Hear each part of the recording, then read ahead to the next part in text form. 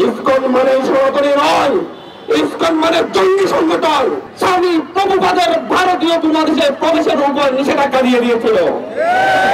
স্বামী প্রভুপাদ যখন ভারতীয় উপমহাদেশ থেকে বিতাড়িত হয়েছিলেন, তখন তার সঙ্গে ছিল ইহুদিবাদী বিভিন্ন এজেন্টরা, তার সঙ্গে ছিল ইহুদি এজেন্টগুলা।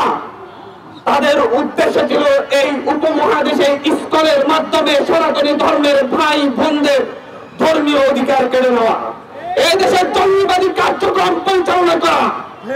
আপনারা যদি ইতিহাস লক্ষ্য করেন, রাজধানীর শনিবাগের সনাতনী ভাইদের মন্দির এই ইসকনের উগ্রবাদীরা দখল করে নিয়েছে।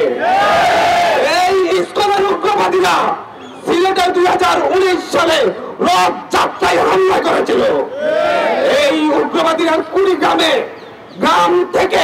একটি গ্রাম থেকে আমাদের সনাতনী ভাই বোনদেরকে তাড়িয়ে দিয়ে ইসকনরা দখল করে নিয়েছিল। ইসকন মানে সনাতনী নয়। আপনারা কি মনে করেন চিন্ময় দাস মানে সকল সনাতনী? আপনারা কি মনে করেন ইসকন মানে সনাতনী? তাহলে এই যে হাজার হাজার সনাতনী ভাইয়েরা ইসকনের বিরুদ্ধে জঙ্গি ইসকনের বিরুদ্ধে আমার সনাতনী ভাইয়েরা প্রতিবাদ জানাচ্ছে, তারা কারা? ইসকন মানে সনাতনী নয়, ইসকন মানে জঙ্গি সংগঠন। চিন্ময় দাস মানে হিন্দু ধর্মাবলম্বী নয়, চিন্ময় দাস মানে ইহুদিবাদীর অনুপ্রবেশ ঘটানো সেই স্বামী প্রভুপাদের ভক্ত অনুরক্ত। আপনারা ইন্ডিয়াতে দেখেন, ইন্ডিয়ার অধিকাংশ হিন্দু ভাইয়েরা বোনেরা এই ইসকনের বিরোধিতায় রাজপথে নেমেছে। আপনারা পশ্চিমবঙ্গের নির্বাচনের আগে দেখেন, ইসকনের বিরুদ্ধে মমতা ব্যানার্জির বক্তব্য দেখেন, তারা কিভাবে উনি বলেছেন যে বাংলাদেশে এই উপমহাদেশে ইসকন জঙ্গিবাদ ছড়াচ্ছে, উগ্রবাদিতা ছড়াচ্ছে।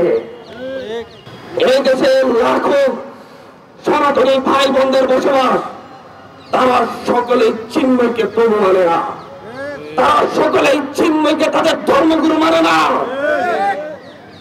এদেশের লাখো সনাতনীদের চিন্ময়কে তাদের ধর্মের শত্রু মনে করে। আপনারা তো আমি দেখি নাই হেফাজতের আন্দোলনের সময় বলেছেন মুসলিমদের আন্দোলন, বলেছেন হেফাজতের আন্দোলন।